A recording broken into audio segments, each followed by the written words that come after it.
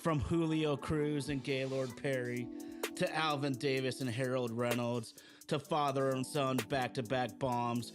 From Junior J, Joey, and Edgar with Randy A. Rod, Dan, and the Sheriff to Ichiro Moyer and Mikey C to King Felix, Kyle Cruz, and Cano to the present with Julio, Gilbert, Kirby, and Cal. I don't believe it. It just continues. My, oh my, it's another sports podcast.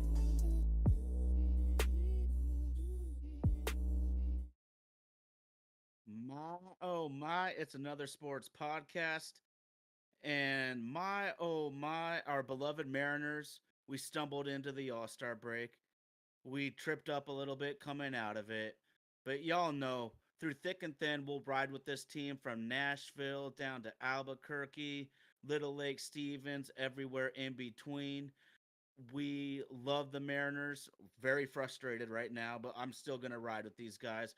Got to give a huge shout out to our super producer, Indy, out in Nashville, Tennessee, rocking the ones and twos, Vaden podcast services, getting it done for us. I want to give a huge shout out to any of our listeners and friends in the live chat.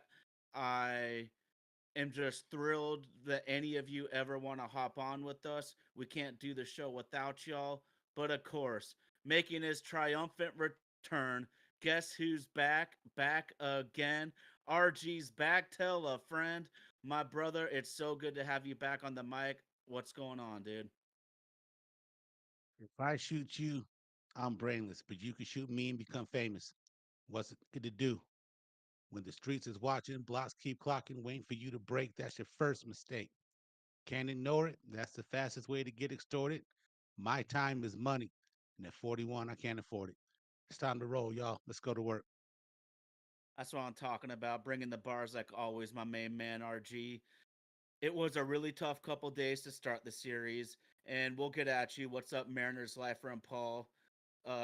Interesting news right there, right as we drop the show right now. We're at least still tied for first, even going one for two versus Houston. A run differential of 11 to 8, but we were shut out in game one. Our pitching did enough that we could have won every single game. We missed you last week, RG. Give me any thoughts on the first half and also this tough series to start the second half with Houston. First half ended the way that I almost thought it would. And I've been telling everybody if you're a fan of the Mariners, run to your local drugstore, buy you an industrial size case of Tylenol because you are going to need it as we move forward through the next few weeks. It's disappointing that while the iron is hot, it just doesn't seem that we still believe enough in this team for our ownership to do what they said they would, get us some pieces, and move forward. Yes, we come out of this weekend tied for first, but let's get to the meat of this thing. June 18th, we had a 10-game lead, and Houston was 5 games under 500. And here we are on the 21st of July. We're in a dead heat for the division. They closed 10 games on us.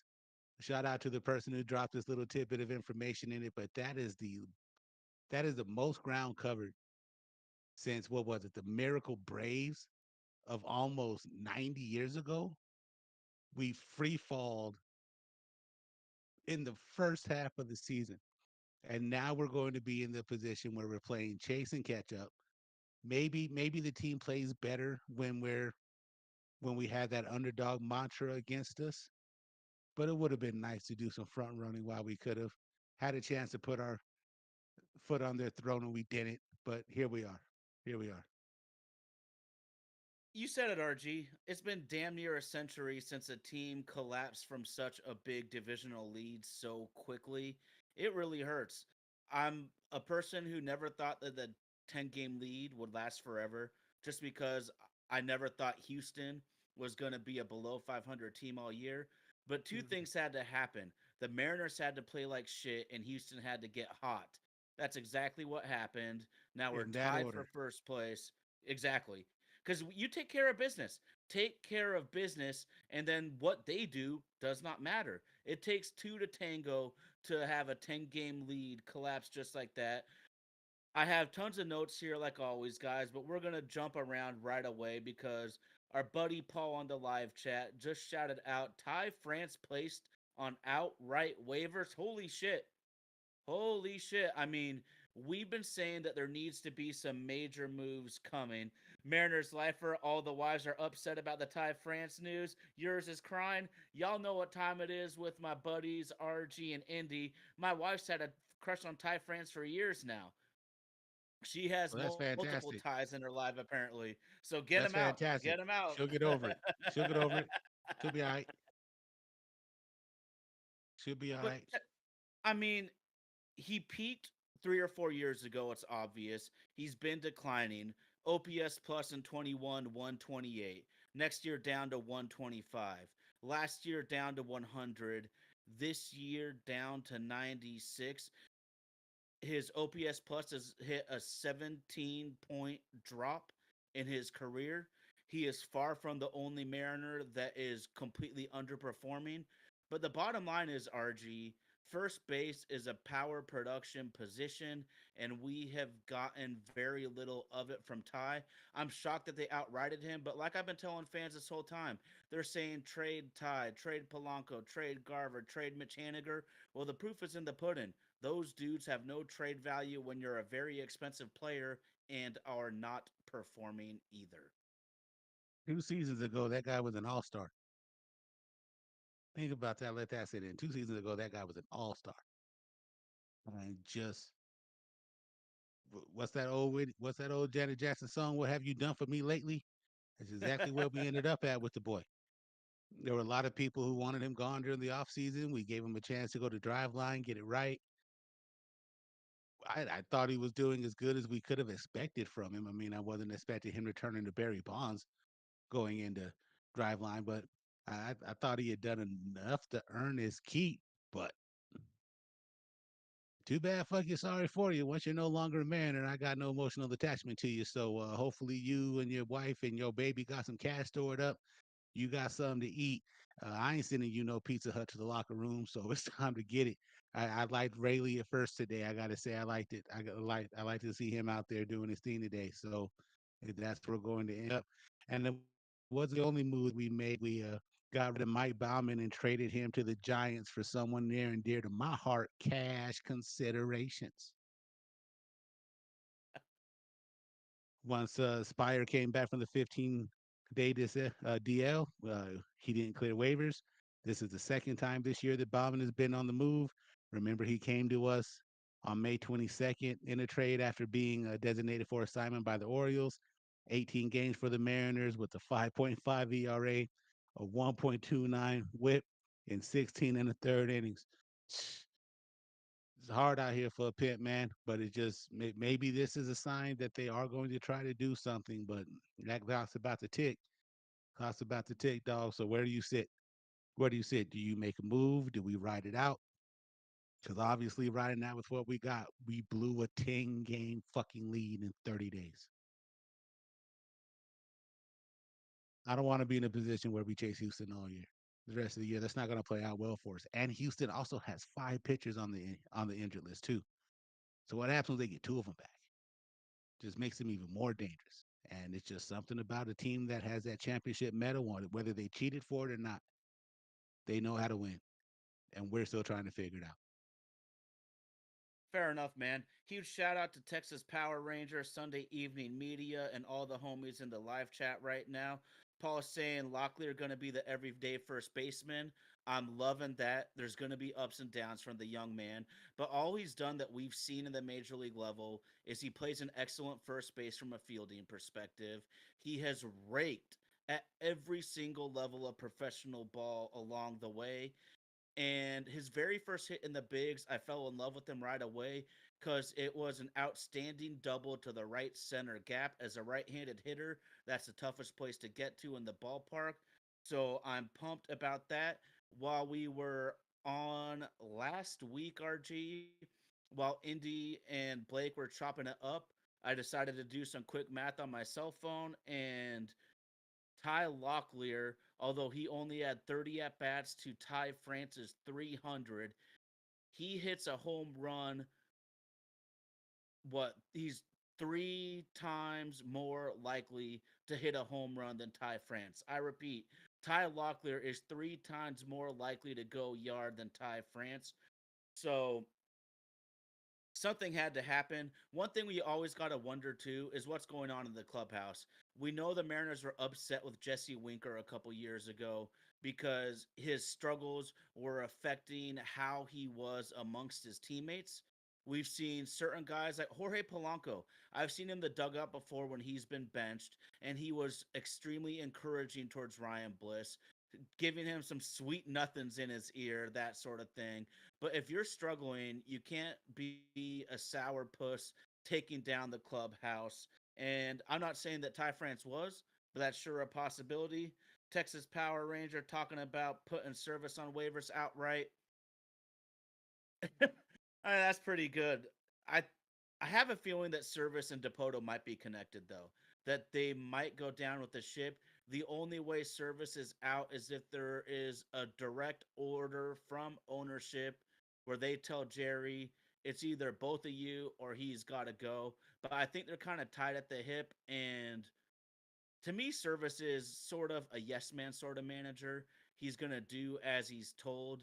And for front offices in today's era, RG, they like a yes man manager. This isn't Lou Pinella screaming at the mountaintops that we got to do this or that anymore.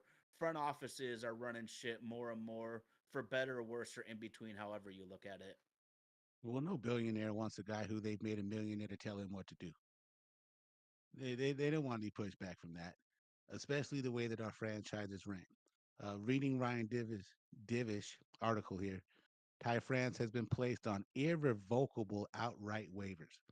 If a team claims him, he's theirs. If he clears, he's still with the Mariners and can be outrighted to the minors. Because of his service time, he can refuse the outright assignment.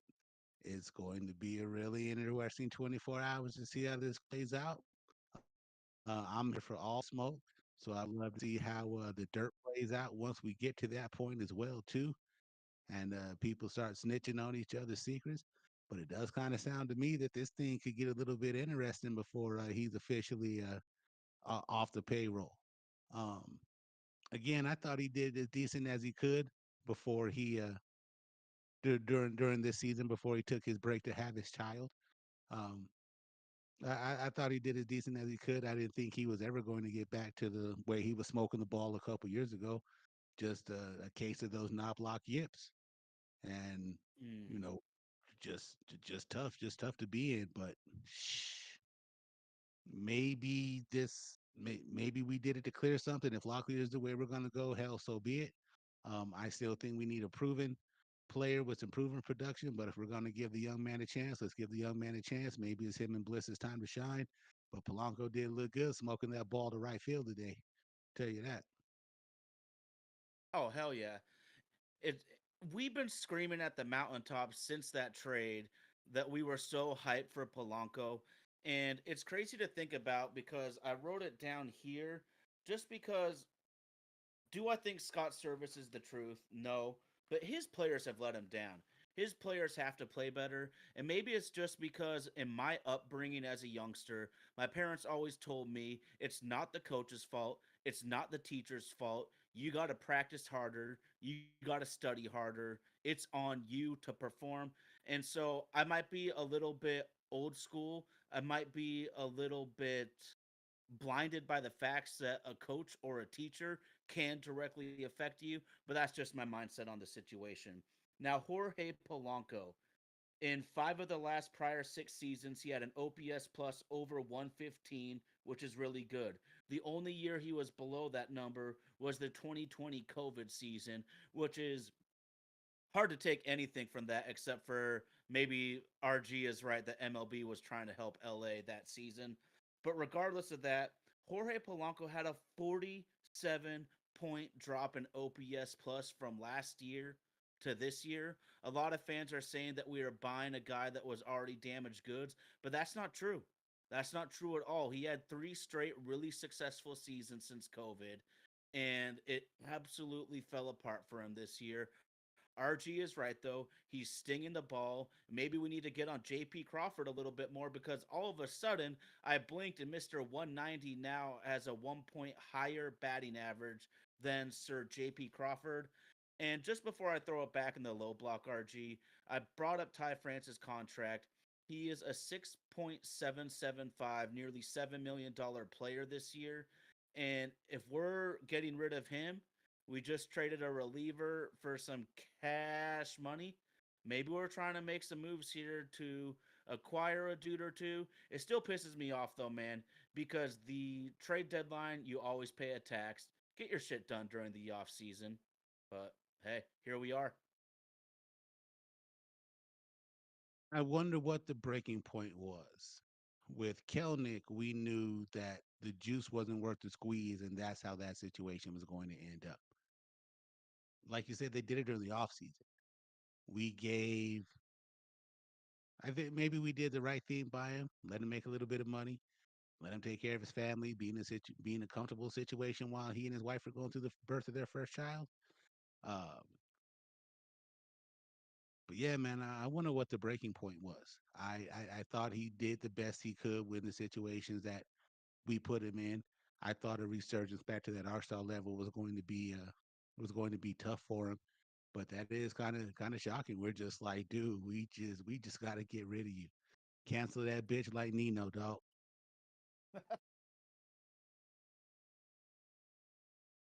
Yeah, man. But it's if we're preparing for a move, I see here. Tommy saying maybe we're making move for Vlad Jr. Again, I just don't see Toronto parting ways with him, and that's just not something that we typically do as far as an organization goes. But I would love for them to prove me wrong. Absolutely, absolutely. I think every Mariners fan would love Vlad Jr., but I'm kind of with Texas Power Ranger. He says keep dreaming, and it could be possible. But I just put myself in the seat of the Toronto front office, and shit, man, I ain't trading Vlad Jr. for nothing right now. I mean, that's how you get fired. That's how you get fired because RG, I know how you feel about prospects. And this is a proven guy. You, as an organization, dream. You dream of a homegrown prospect turning into a dude as freaking good as Vlad Jr. And I would rather get fired riding with my best players than trading my best player and praying that a few you guys pan out in a few years. Because guess what? You're probably going to be gone anyways if that's the case. AL East is no picnic. We know that. And we were just talking about maybe making some room. RG, you just referenced you like Luke Rayleigh at first. Solid move. He's been one of our best players this year. But we can't understate what Victor Robles has done for this team. Victor Robles was once 5 or 6 years ago, he was a consensus top five prospect in all of baseball. It clearly didn't work out how the Nationals and Robles wanted it to. He was eventually put on the waiver wire. We picked him up. But some guys, the weight of expectation from an organization can make it really tough. My boy RG was talking about, being able to play free and easy, and there is truth to that. But check this out, y'all. And this is as of Saturday night. As a Mariner in 25 games, Robles is hitting 390 with a 1053 OPS, seven stolen bases, and a .8 WAR in 25 games. A .8 WAR in 25 games is freaking awesome, y'all. And then to top it off, he added on Sunday 2 for 4 with a stolen base. This guy can field. This guy can run. He has some pop. We've seen multiple bump base hits from him. So if we can use Robles as a mainstay in the corner outfield, we have Luke Rayleigh who can maybe play first base for us a little bit more. Ty Locklear might be on his way back up. Everything might be looking good right now, and I can't emphasize it enough. Robles is only a 27-year-old man. He is, and fans always RG. They tell me that Canzone's got way more potential than Marlowe.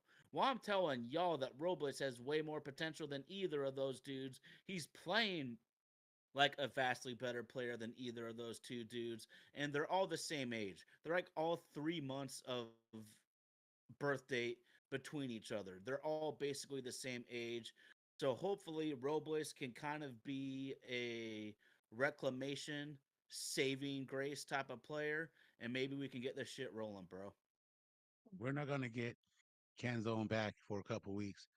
Beginning of August is the earliest that they're saying we'll be able to get him back. So it'll definitely give us some time to kind of tinker with some things. Put Locklear first, Rayleigh in the outfield, give Robles some playing time. We're going to have to make a decision on what we're going to have to do. One of the Mitches. I personally would like to see Garver stay and Haniger go. Make case some heat for that. Catch me. I'm in Albuquerque. You know where to find me. Uh, I just we got to do something. We got to do something. Houston is going to continue to keep performing. They're going to get some pitching back. They're going to get healthy. They know how to win. We're still trying to figure this out. For God's sakes, if this is what we're riding for, don't make me sit in suspense anymore. Just fucking tell me. We're not going to do shit when it comes to the trade deadline. We may do some moves to bolster the roster the farm system. But if we're not going to do anything, these are the guys we're riding with. Again, grab you a Tylenol. You might need it. It's gonna get bumpy. And what sucks right now is I honestly think the Mariners do want to try to make moves, but it is bleak in terms of selling teams. I looked through the standings and considered where each are at. There's only 8 to 11 teams that are even going to consider being sellers. Two or three of those teams are hovering around 500. So their ownership might be like, nah, we need our asses in the seats. We know how me and RG feel about Mariners ownership. 54% didn't come from nowhere. If you can stay in the mix, Seattle fans are going to show up. You got to really suck for us to disappear. But they know. They know if we're competitive, these fans are going to show up. And so it's going to be really interesting what happens down the stretch. But there's several teams, RG, where I was targeting some of their good players, 2 months ago. But teams like the Red Sox and even the Diamondbacks and some other squads have at least scratched and clawed their way into a picture where their ownership is probably like, nah, y'all can't be selling when we're this close.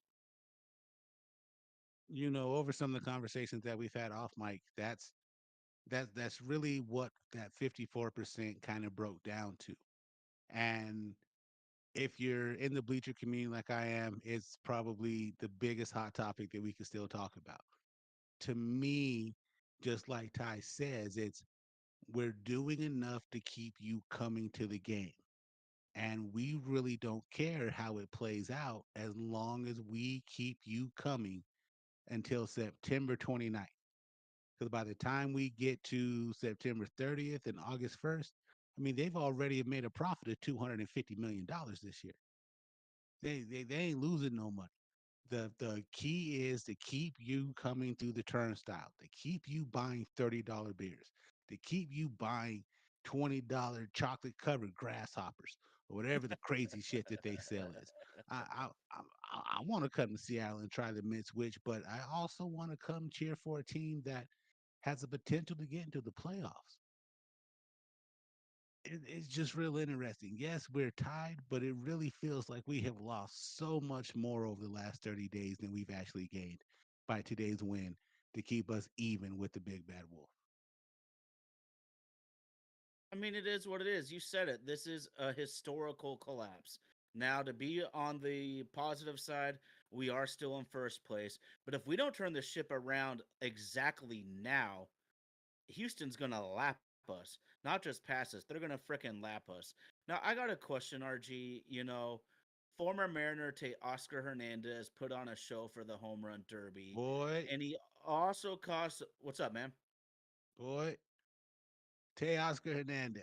That should be if we're talking about shit we did wrong during the off season and things that we misread during the off season, maybe I'm crazy and I'll die on this sword. I would gladly take the 114 strikeouts he has this year for the production he has put up for one of the best teams in baseball. Maybe that comes behind hitting behind Otani and Freeman, Mookie Betts when he's back in there. But goddamn, hasn't Teoscar made us look real fucking stupid for not giving him a qualifying offer See, and just that's letting what the boy pisses me walk? off. No offer. If you offer and he walks, I'm cool. I can live with that. We don't even offer the dude. Now I'm gonna play devil's advocate against myself because I just became a huge Teoscar fan. I feel that he plays with an intensity combined with a joy that's infectious for a baseball team. But so Teoscar is nearly a $25 million player. Forget all the deferred money. That's like what it comes down to, almost 25 million.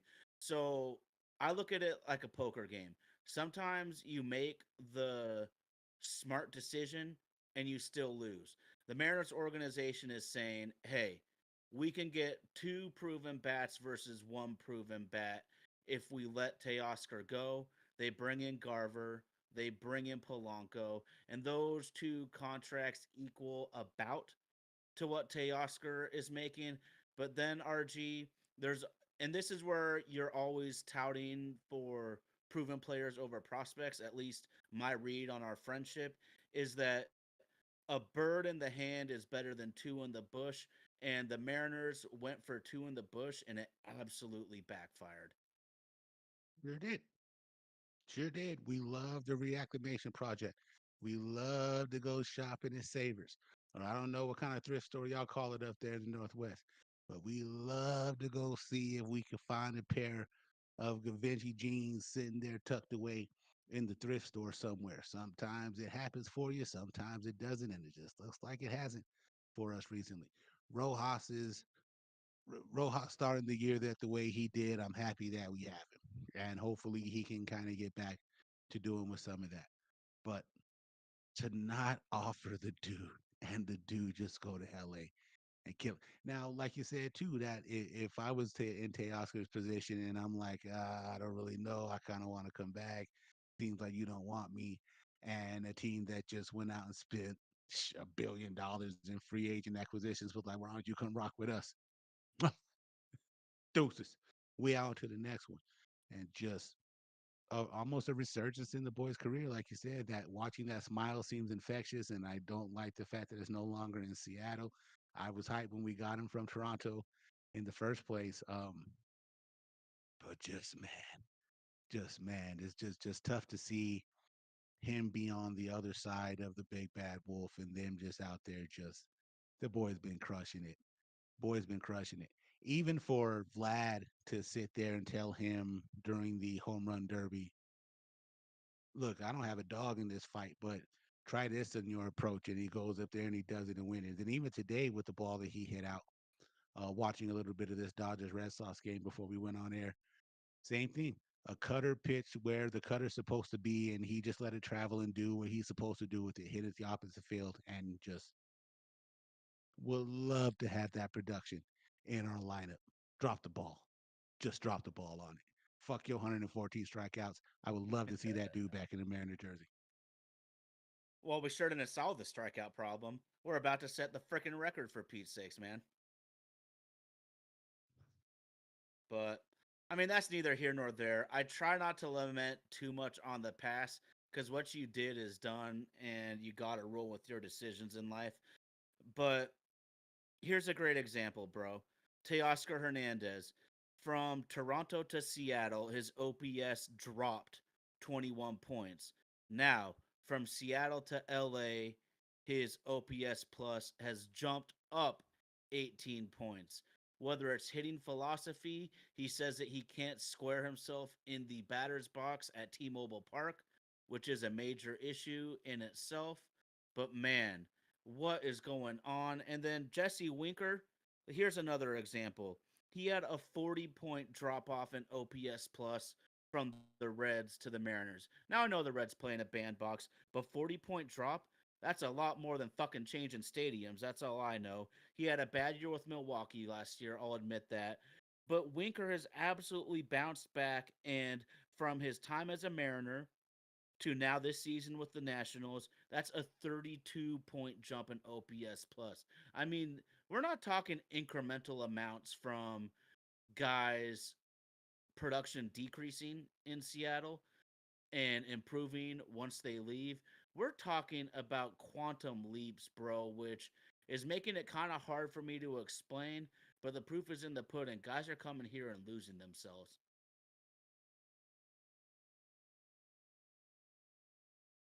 Just I really don't have I really don't have a proper response for that. That's just not me cussing and yelling and then throwing shit over.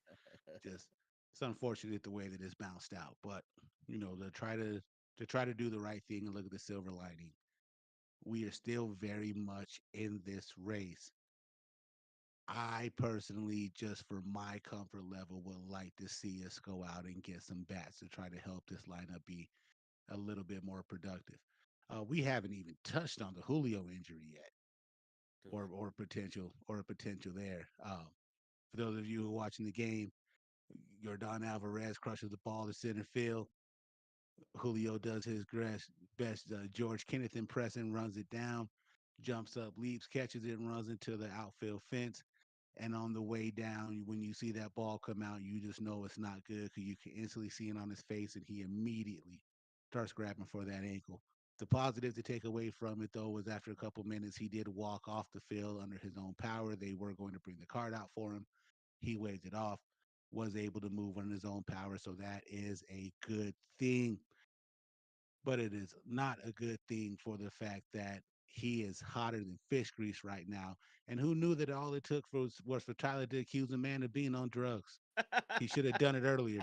Matter of fact, Ty, go on ahead and accuse the whole goddamn team of being on drugs. If that's what it's going to take to get us over this fucking hump.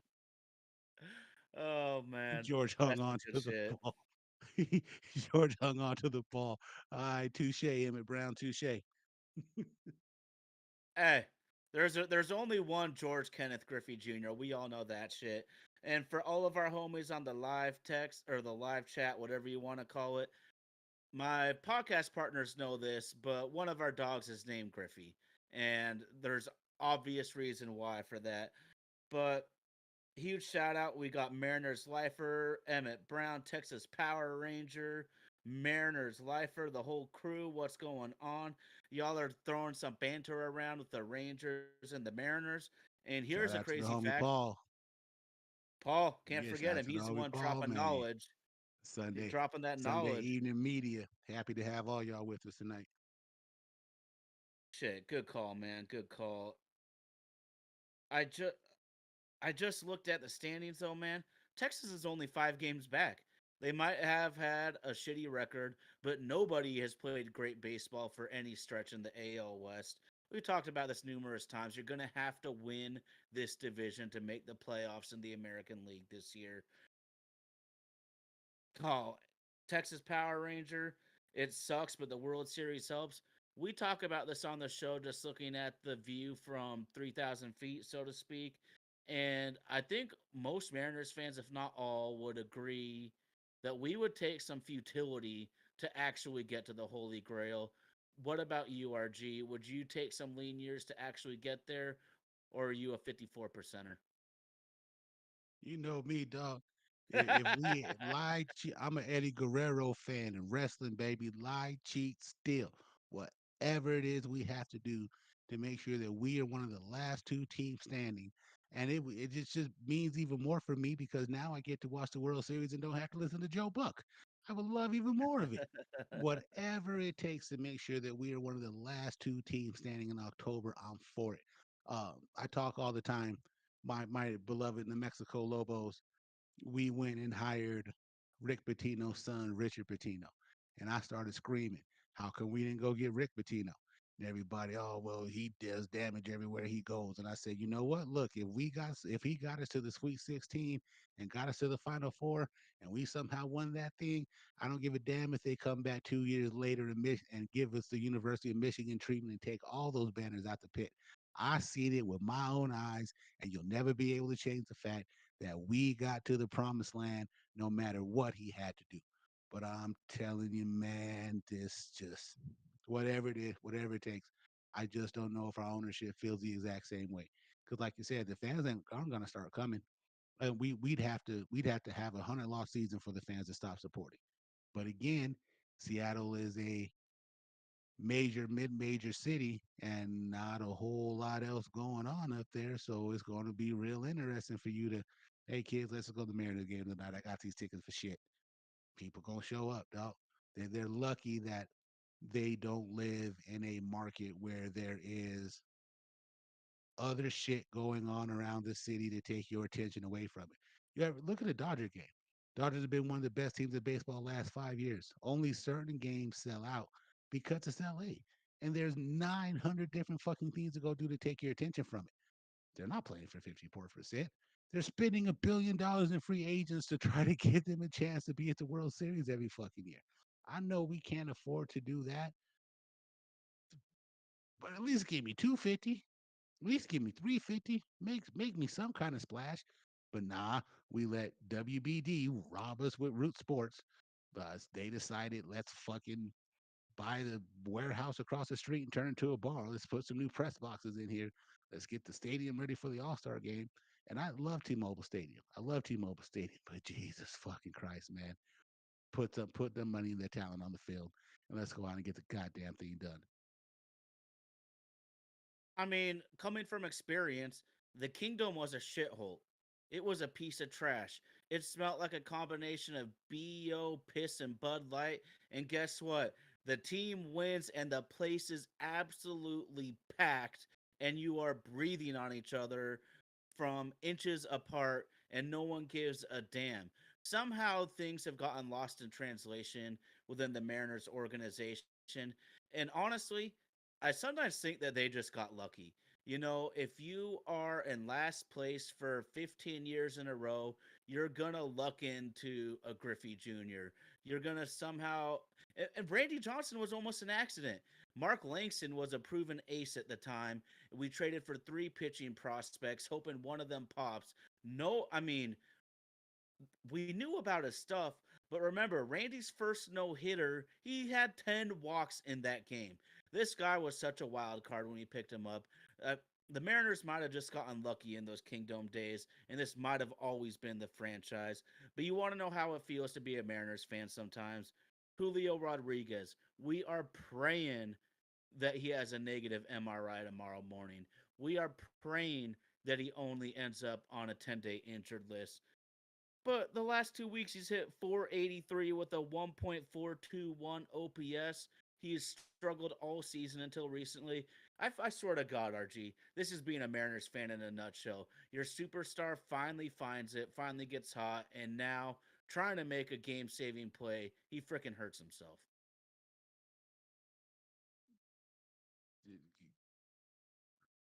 Just so painful. Just so painful. Even a game that we win, we can't win for losing. It just seems just we didn't want to see that boy go out like that. Hopefully, the injury is something that he could come back from. Emma saying we get, I guess it's a high ankle sprain. Hopefully, it's something that's a short time. Let him get some rest off it for a couple of days. Let the swelling go down and see where he's at. And then have to come back and say that somehow ended him on the 15-day DL. Especially like you said, he been hitting over 500 in the last 2 weeks ever since you called him out for drug use. Just the boy been hotter than fish grease. Him and Cowler had gone back to being what we needed them to be, and now we're gonna go back looking for answers. But hopefully, this is where that number three farm system comes in, and Lockley can come up and be able to get some things done, and we could just right the ship until we get him healthy. And how nice would it be if we gave that boy an extra bat and some relief once we get to the trade deadline? But I think I'm just hoping and wishing at this point. Fair enough, man. Fair enough.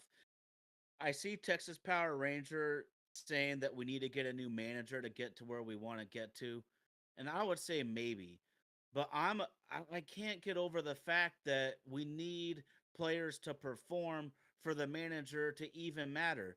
And maybe the Mariners are too cautious with their arms. That's my only criticism of Scott is that I feel from my instincts that they pull pitchers too early, but this shit's decided before the game happens. You know, the gut instinct tells you to leave Kirby in, to leave in Gilbert, but They're trying to preserve arms. The Mariners, for the most part, have a pretty healthy pitching staff, so I honestly think they're doing something right there. But RG, ever since Teoscar made his comments about openly struggling with T-Mobile Park, all these stats have been flying out of the woodwork. The Mariners are on, or I shouldn't say the Mariners.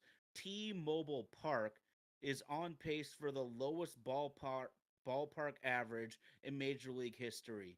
The Mariners are hitting 212 at T-Mobile. The opponent is hitting freaking 198 at T-Mobile. According to Google Statcast, they have the hardest hitting ballpark in baseball. They list 100 as their average score, and T-Mobile's ballpark factor is at a 91. Put that in comparison, there's six other ballparks tied for the second toughest to hit in, and they're at 97. So we're not just the toughest place to hit in, we're easily the toughest place to hit in. But then I also come back to we have great pitching and we have poor hitting. So it can't all be the ballpark, but something's going on here, man. Just read a stat here while you were sharing those numbers. The four worst team batting averages in Mariner history have all been since 2020. Ooh. Would you believe that? In this magical run where we've been knocking on the door of the playoffs over the last few years, we have four of the worst batting averages in team history during that time. Just you talk about us getting lucky, dog. We are playing just we're playing with fire. One season it didn't burn us. The rest of it we fall in one game short. I just I just don't know what it's gonna take. I just don't know what it's gonna take. Go get a bat. Go get a bat. Please go get a bat. Go get a bat. But they won't. They won't. If they go get us a bat, it'll be a guy who was hot 10 years ago, like Mace. just just don't know. Just don't know what it is to just don't know what it is to do. Um, but yeah, man, with Robles heating up the way he is, Polanco seeing the ball better, I said keep Garver and get rid of Haniger just because Garver's at bats to me just seem more promising. The guy's walking and he's on base a lot, and you know how it goes. The guy you walk always seems to end up scoring. So I'd rather keep Garver around than Haniger, who just. I mean, we were in a stretch with him. I think we brought him back to try to do right by him, but it's just not seeming to work out. So maybe with Ty getting his release, it might be time to let go of one of the Mitches as well too. Um, anything to just break this monotony. Our schedule. We're going to do some bouncing back and forth between some big dogs and some games we should win. Houston of the two, just from the outlook of browsing through their schedule here on the iPad, think that they might have an easier way of it the rest of the year than we do. But just again, just none of that's going to matter if we don't have the guys 1 through 9 in the lineup who can get up and get some production. We are going to overwork that pitching staff if we keep giving them the Felix 5 times a fucking week. Oh, hell yeah. Shout out Ginger Fit Dad coming back with us. Polo's heating up. He is a career 770 OPS type of guy. He has been extremely consistent for the majority of his career, except for the COVID season, which I can kind of just throw out in my opinion.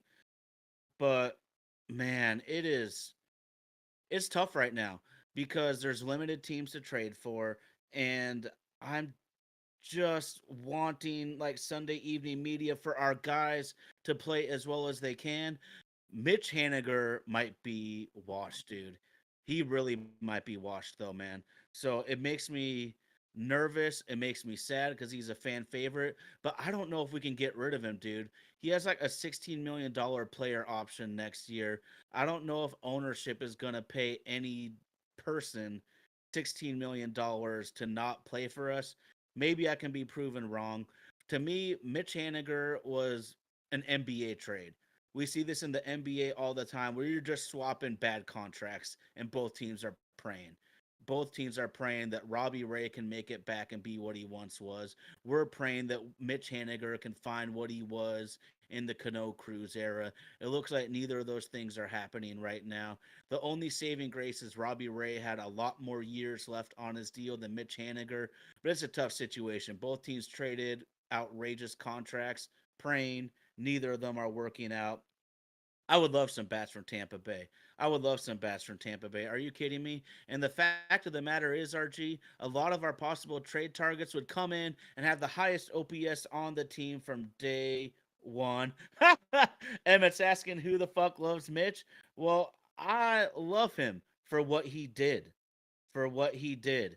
Now, there's a huge difference there. A love and respect. To me, it breaks my heart, but the dude looks washed. I feel I can be on both sides of the fence because I appreciate all the production. He's a great worker, he's a great leader, but Father Time is undefeated, and this shit looks like it's over for our once stud outfielder.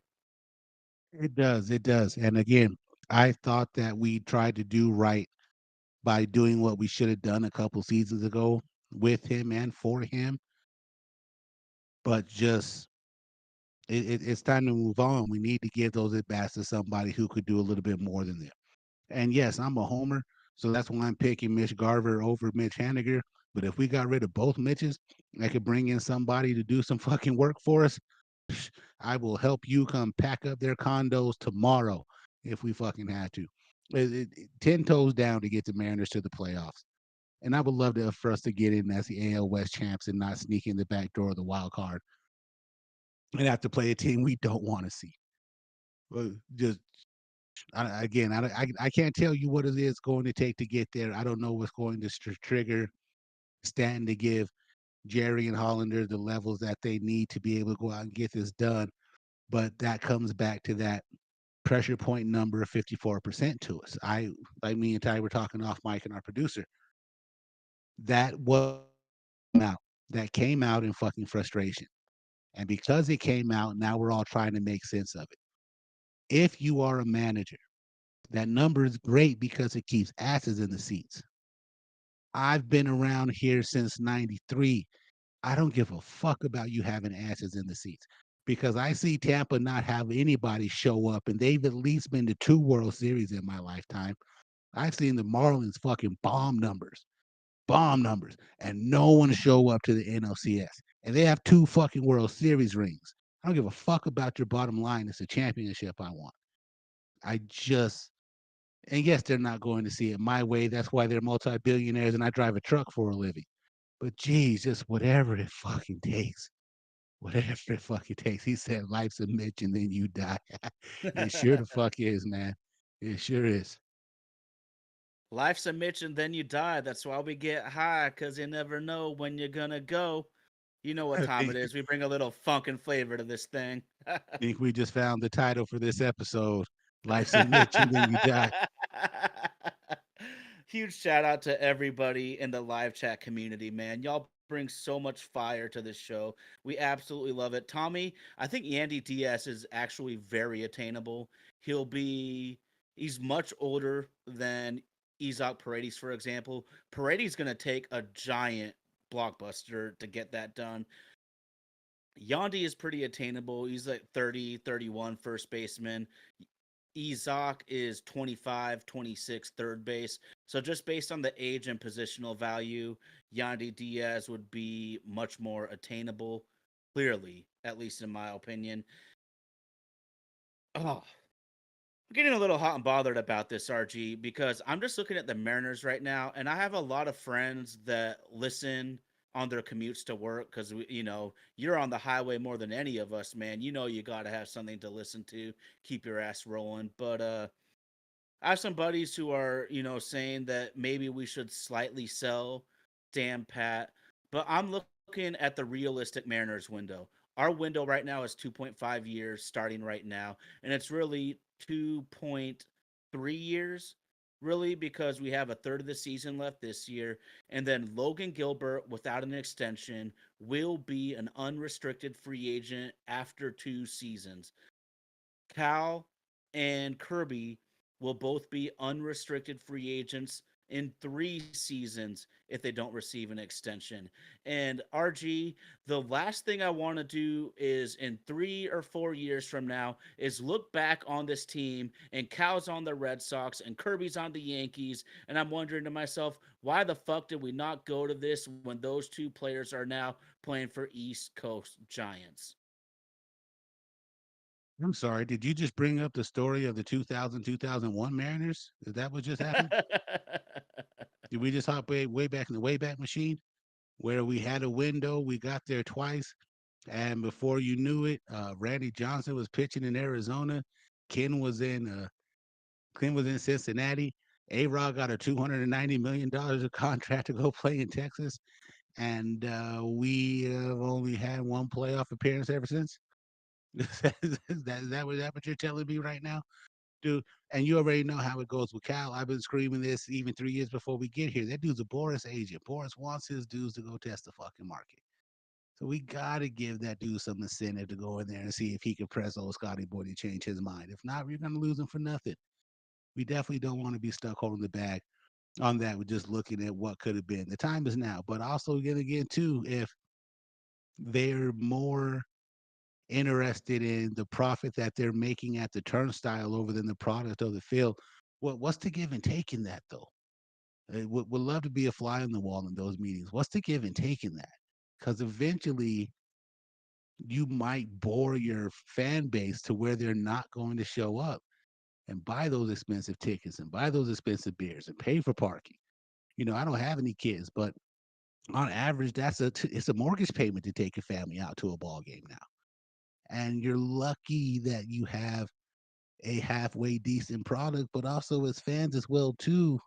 We need you guys to kind of stop being happy with the bobbleheads and fireworks and demand a little bit better. And maybe not go to 40 games a year. Maybe lower that down to 20. Maybe do something to get them to say, we need to put money into the product on the field. But right now, it just doesn't seem like there's a press for them to be able to do that. And that's just really unfortunate because we could, it could be us. It could be us. The 2019 Washington Nationals, that could be us. No need while Florida has two World Series and we haven't even been to one. That could be us. Houston bombed before they got good. I we went to a game out in Minute Maid Park, and I'll tell you for those of you who never been there, Minute Maid Park is a T-Mobile Park knockoff, not built half as well. But I'll tell you what's up. Talking to some of the fans and some of the people who were lifetime Astros, they'll tell you after the 2005 World Series when they lost to the White Sox, you could give someone prime seats behind home plate and people weren't going to those games. Took them a long time to be able to build that team into a contender. And then now look at them. Off of 100 lost seasons, boom, they're in there. Cubs were lovable losers. Lovable losers. Even they got their 2016. Even the Royals got two World Series appearances back to back and got their title. When is our fucking turn? When is our turn? When do those prospects become contributors and not suspects? When do we make the decision on if it's time to ride with them, or if we're just going to keep trying to make sure that that cupboard's full in case we need it, but then not doing anything to utilize any of the ingredients in there. Again, I wish I'd had the answers to those, but it's just overly frustrating. But not all is gloom because we still somehow eked out that win today, and we're still tied for first with Houston. Even when we should have been on the verge of storming the offices, one win made the temperature calm down. And I, for one, am a little upset about that. I'll be honest. It's tough. It's tough because I mean, there's no reason that you're wrong, RG, about all the negativity surrounding the Mariners plummet the last month or so. I believe in our group text at some point this week, I told these guys I'm fearing that the Mariners are about to be in a free fall, and RG so eloquently corrected me. The Mariners are in a free fall, bro. What are you thinking? And it's true. It's true. It's you said it's a historical 10-game collapse as you referenced, bro. And so we need to strike now. I mean, here's another question I asked some of my friends when we are debating the Mariners. How often do you have the best rotation in baseball? How often does that happen? For most franchises, it's never happened. Until recently, it never happened for the Mariners. We'd be lucky to have a couple of good starters. And so These opportunities don't come often. Tomorrow is not promised. We've already fumbled the offseason two or three times in a row, in my opinion. 'Cause that's the time to get guys. Now we have to pay a tax. Now we have to pay a desperation tax. Ginger Fit Dad, let's fricking go. There are 61 games left. Give the Blue Jays an offer they can't refuse for Vlad Jr. He's got an OPS plus of like 136, batting 293 with 16 bombs. He's the creme de la creme to me. Paredes wouldn't be good at T-Mobile. That's interesting. That's interesting. One of his huge upsides is pull power, but you know what? We need something. We need something, and maybe his production goes down a little bit, but it can't be worse than the production we're getting out of third base, first base, DH, corner, outfielder. My goodness gracious. Let's fricking go, man. I mean, I I don't know RG, but man, putting Ty France on the waiver claim, that sure sends a shockwave through the clubhouse because we know all his teammates like him. But this is a business, and maybe the Mariners are finally thinking about the business of baseball, not the business of selling tickets. Let's hope some good things are around the corner. Man, I'm telling you, dude, just give us some glimmer of hope. Give us some glimmer of hope. Being, well, what was it that y'all talked about the other week? For us being in a position where we've had this epic collapse, we are still tied for first. It sure does feel like we're 5 games behind and not in a position where we're actually competing for a division title. But let's gonna have to change, dog. Let's gonna have to change eventually, and hopefully, we begin to get some good luck when the Angels come into town. You're damn right. Can't be losing three or four against these fools again. It's time to play some better baseball. And there's a young man who we're both very high on, but the Mariners also need to play good, clean baseball. Last night, we are trying to make a last ditch attempt to come back in the ball game. Mitch Haniger walks, gets to first base. We put in Clase. He gets picked off. Luke Riley strikes out on three pitches, and we go from no outs, looking like we can start a damn rally, to 2 outs, nobody on, and we need Griffey, Edgar, and A Rod in a row to even have a frickin' prayer. Come on, y'all. I like Ginger Fit Dad, though. We've all been sad. We've all been angry. But he's right, though, man. This is why I love people with a competitive spirit. Because, damn it, you can't get down. It is not the time to get down. Pull yourself up off the mat, man, and kick some fucking ass, bro. 9 days. Tick tock, tick tock, tick tock. 9 days until there is a sellout on pitchforks and kerosene and lighters at your local Home Depot, and we are all marching through Pioneer Square, demanding that Stanton come outside and talk to us. Yes, sir. I mean, guys got to step up too. J.P. Crawford, 205, unacceptable. Jorge Polanco, 205, unacceptable. Mitch Garver, 170, unacceptable. Ginger Fit Dad saying it was a terrible decision to bring Stanek in off an injury. That's an interesting point. That's an interesting point because y'all know I'm a huge Stanek guy. I absolutely love the signing, but he has been honestly kind of bad lately. But maybe he's right. He looked like he was pitching gingerly. His back is probably acting up. And I wrote down in my notes, and we don't get to everything in my notes because we like to go with the flow here. This is just for analysis when we need it. But that 3-run bomb he gave up the other night, it's 100% on him. But I also look at Mitch Haniger, and he was nowhere close to that ball. That was a robbable ball. That was a ball he should have been able to at least attempt to bring back into the ballpark. We need some speed and athleticism, but I guess we need hitting more. I'm at a loss though right now. It's so frustrating to see all these guys with 200-point discrepancies in their OPS compared to the previous season. JP, I'm calling your name, man. For whatever reason, RG, we always forget about how poor he's playing and nag on the new guys. But JP Crawford, man, is not even playing. I don't even expect last season. I I thought that that would be hard for him to duplicate, but he's not even playing like previous JP. He needs to be at least an above average shortstop, and he's not even doing that right now. Yeah, we definitely need more production out of Mr. Jonathan Paul, or I'm going to begin screaming for his head as well too. Anybody's replaceable, dog. Whatever it takes for us to get over this next hump. I'm appreciative of the things that he's done, but we need production now. I'm with I'm with you, man. I've been a what do you say? I've been a lifetime Mariner fan since I was in diapers. I'm tired of having faith. I need results. I feel the exact same way, man. I feel the exact same way, man. I'm ready to see it. I'm ready to see it. I remember the feeling was, oh, nah, 2022, that's going to be us. Nah, 2023, no, you wait. This team is built for us to win in 2024. And it's damn near August, dog. It's damn near August, but it is darkest before the dawn. It's head up and even. Head up and even. Who's going to have the better record between us and Houston over 61 games? I think we need some pieces in order to be able to compete. I hope these guys come out and prove me wrong, and that compared to fire, just take over and they can get done what they need to get done. Oh hell yeah! And y'all know me. Y'all know me. I don't care about his strikeouts.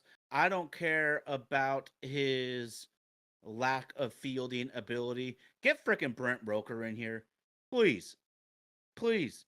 This dude frickin' rakes. He's got an over 900 OPS for Pete's sakes on a god awful team. Mariners lifer, you read our minds right there because myself and super producer Indy were talking about Robles going to the leadoff position. Ginger Fit Dad, we were on the same train as you. Put JP down in the lineup, and it always seems like JP struggles when you just put him at the top of the lineup. But we have him hit low in the lineup. He catches fire, and then we bring him up, and it seems to be all good. Maybe that's a pattern we need to accept. I'm gonna just go back way in the time machine here, and I had some different coaches in my life want me to lead off, and I was honestly a significantly worse hitter leading off than being lower in the lineup. There's a responsibility, a discipline, and a certain amount of balls, I would say, to be a successful leadoff hitter. You don't get to be as aggressive as a hitter as you want. And you just feel the pressure, man. And JP needs to go down to the lineup. Robles has done everything you would want for us to have him lead off. And the shitty elephant in the room is we have a lineup juggle coming as of tomorrow with Julio's injury and Ty's exodus. So it's on you now, service. What you gonna do? What you gonna do? Because we can't afford for you to keep playing checkers. We need you to start playing chess. And then again, too, how much is that the hand that's controlling him into what he can and cannot do? Where are all these analytic experts who should be banging down his door, showing that we should have Robles hitting in the leadoff spot? But I don't know, man. I just want to see us be able to make a move and do something different and get us back in the game.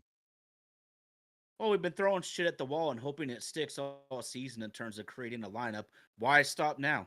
Why stop now? It's what we've had to do the entire season, bro. Absolutely, man. Absolutely. Big shout out to our super producer, Indy, rocking the ones and twos with us in Nashville. That we're grateful to have each and every one of you that are rocking with us live each and every Sunday. We try to make sure that we get this live broadcast out. Sometimes because of work, my availability isn't the best, but it's always good to see the same faces in here rocking with us and even some new ones each and every week as well, too. Ty, what else is in that notebook, man? Want to make sure you get your shit off. Well, I mean, we've kind of been all over the place. We've gotten a lot off our chests. I think a lot of my notes tonight was just to emphasize how much better our own players need to play. I mean, across the board, every player is down like 20 plus points in their OPS plus. The significant drops, including stars we love, Julio, JP, Ty, and then Mitch Haniger. He's had crappy stats for a couple years now. and my eye test tells me he's not the same hitter anymore. So it might just be time for his career maybe to come to a close. And I don't even know what to say because RG, I decided during the All Star break, I just was looking at the top players in OPS. Who's hitting the best in baseball? I was trying to find a correlation because I'm thinking maybe the early 30s is the cutoff point for good hitting now with the electric stuff the average pitcher has. But then I look at the top of the list and there's tons of guys killing in the game that are in their early 30s. The Mariners, I think it's a combination of a bunch of things. It's putting too much pressure on guys like a Garver who's used to batting like sixth to ninth. Now you'd ask him to hit cleanup. It's also a philosophical organizational type of thing where I think they rely too much on the analytics of hitting. Sometimes you need to let a guy hit. You made the major leagues for a reason. It wasn't because of his numbers, it was because of how you play the damn game. And then also T-Mobile Park, it's not one thing, it's a bunch of things combined. But some guys do it though. Gino Suarez had maybe the best year of his career when he first came to Seattle. There's got to be some sort of mental block, but damn it, our guys have to play better for outside additions to even matter. Absolutely, man. Absolutely. Or we just end up like the Lakers, cycling coaches, and the coaching isn't really the problem. It's the production on the field. Tough, tough. Oh, Mariners lifer. We might have to get our wives together if she's listening to Taylor Swift songs crying about Ty France exiting the building. But you know what? This is pro sports, baby, and I don't care how handsome you are. If you don't produce, they're gonna replace you, man. That's the business of the game, man. You're paid to win. You're paid to produce. And for a couple years, he was damn good. Like RG said, he was a freaking all star, and he deserved it. But he has also played his way into a spot where he became expendable. And guess what? Teams are always looking for a cheaper solution at your position. Ty Locklear might be that guy. TikTok, TikTok. July 30th is coming soon. And that object that was in our rear view mirror is now pulled up on their side. They got a full tank of gas ready to race. What are we going to do, baby? What are we going to do? Well, my man, I appreciate the time that we've had with everybody today. I've been telling her that Locklear has been knocking. So be prepared when that doesn't happen. Oh, man. Oh, man. If I Uh, could give you any suggestion, unplug the goddamn radio and shut off her Bluetooth. Maybe that'll get you through the next couple minutes. But again, we're happy that each and every single one of you has joined us again on this live chat. We try to rock this for you each and every Sunday, 5:30 p.m. Pacific Coast time. If we don't get Vlad, go all in for Robert. Again, I don't think that Vlad is going to be the one that we go for.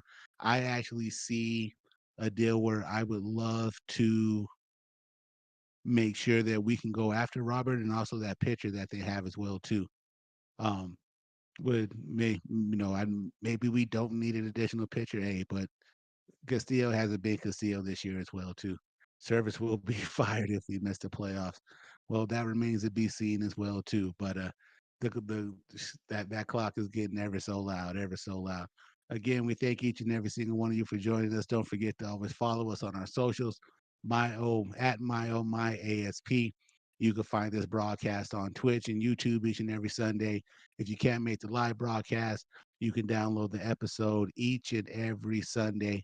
No, Kopik is the closer. I'm trying to think of the guy's name before I get to the closing.